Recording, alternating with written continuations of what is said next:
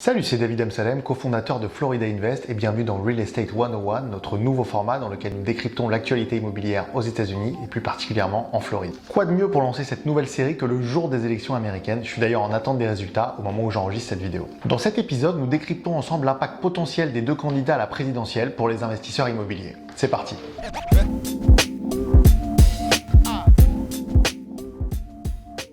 Commençons par le candidat démocrate Joe Biden. Comme vous le savez sûrement, lui et son parti sont plutôt en faveur d'une augmentation des taxes et d'une réduction des avantages fiscaux pour les investisseurs immobiliers. Par exemple, il voudrait réformer le fameux 1031 Exchange, vous savez, ce mécanisme fiscal qui consiste à reporter le paiement de l'impôt sur la plus-value si on réinvestit dans les 6 mois. Cependant, cette réforme ne s'appliquerait que pour les plus hauts revenus, ceux qui gagnent 400 000 $ par an ou plus. Certains analystes prédisent que cela pourrait créer une accélération des ventes en attendant que la politique soit mise en œuvre.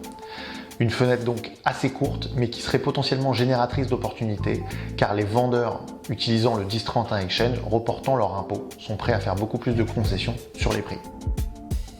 Côté Trump, pas de changement au niveau fiscal et immobilier, bien entendu, avec toujours une politique pro-business et investissement très présente. C'est sur le plan de relance lié à la crise du Covid et la confiance des investisseurs qu'il pourrait y avoir les différences les plus marquées. En effet, Trump serait beaucoup moins interventionniste que Biden, avec un plan plus ciblé autour des industries les plus touchées, ce qui stimulerait moins la croissance à court terme, mais qui empêcherait une nouvelle mise sous perfusion de l'économie américaine et une augmentation trop importante de la dette qui avoisinera déjà les 98% du PIB à la fin de l'année.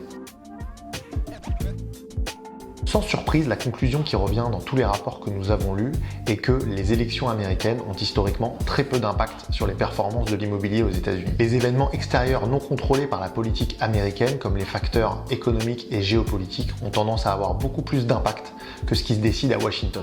Au cours des 40 dernières années, les rendements annualisés sur l'immobilier commercial ont été de 9% sous des présidents démocrates et 8,2% sous des présidents républicains. J'espère que ce premier épisode de Real Estate 101 vous a plu. N'hésitez pas à nous poser vos questions en commentaire et je vous dis à très vite pour un prochain épisode.